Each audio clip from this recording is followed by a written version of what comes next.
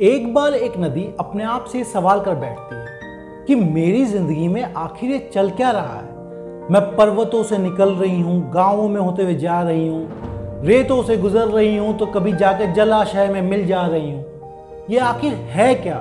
क्या मैं आराम नहीं कर सकती? क्या मेरी जिंदगी में शांति नहीं है? क्या मेरी जिंदगी में ठहराव नहीं है?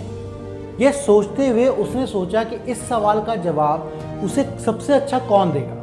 वो जाके देखती है तो मिलती है चट्टान से जहाँ से वो गुजरती है और उससे कहती है कि आप जो इतने विशालकाय चट्टान हैं, जो आकाश तक पहुँचते हैं, बादलों को देखते हैं, कितने स्थिर हैं, क्या आप मुझे बताएंगे कि मैं अपनी इस परेशानी से कैसे निकलूं? कितने खुश होंगे ना आप, तो आपकी ज़िंदगी में स्थिरता है। तो वो माउंटेन जो बहुत पुराना है वो कहता है कि देखो, मैं यहाँ हज़ारों वर्षों से हूँ और हर चीज़ को जानता हूँ, लेकिन मेरी ज़िंदगी में कुछ रखा नहीं है। ऐसा नहीं है कि स्थिर है तो मैं खुश हूँ, खुशी यहाँ से नहीं मिलती। तो नदी को बड़ा ही अचंभा होता है इस सवाल का जवाब सुन के। वो कहती है, ये क्या बात कही आपने?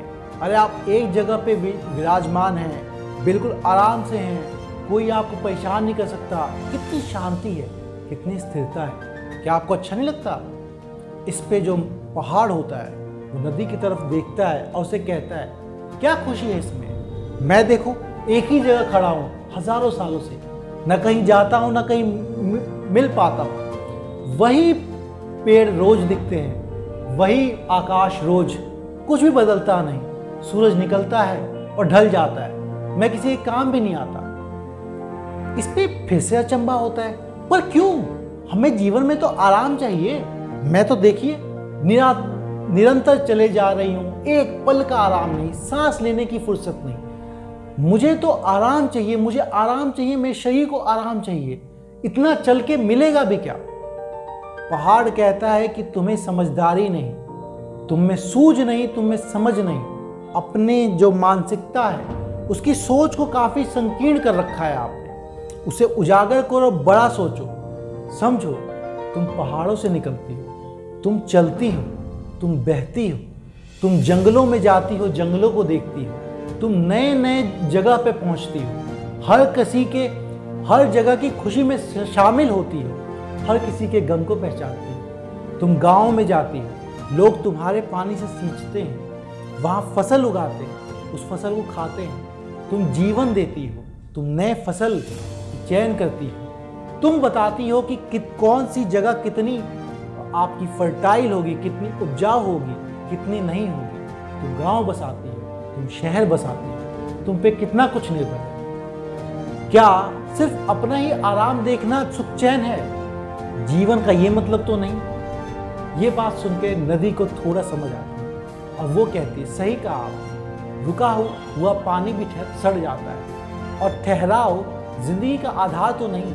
चलते रहना, निरंतर प्रयास करते रहना, यही जीवन है।